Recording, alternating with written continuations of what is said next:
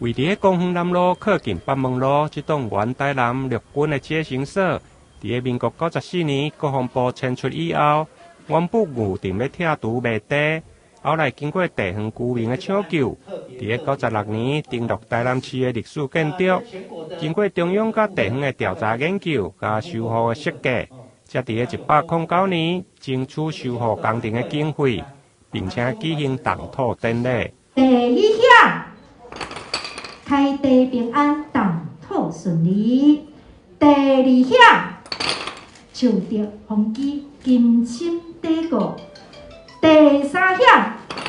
地基坚固，国运昌扬。除了历史建筑的外观很具有艺术性、文化性之外，它本身的功能性也是值得我们很多学者可以进行研究的。历史的古迹是死的，如果不好好利用的话，就任其破败。那如果好好整修利用的话，不但可以让我们的下一代做一个历史教育、文化教育，而且它古迹还可以活用。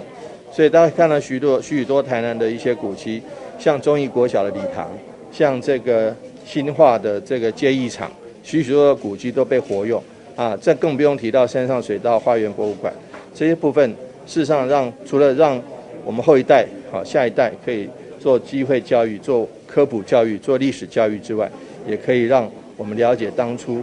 这个历史的存在的意义。因此，我们热切期待，也深寄予厚望，对于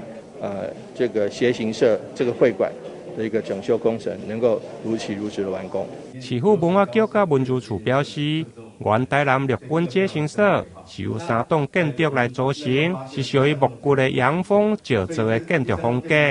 外面有欧式风格的半木材的结构。这间的工程以创建时的原貌保存修复，工期大约1100工，发包的金额是7027万，由文化部补助一半，预计113年3月底才会完工。台南新闻引根采访报道。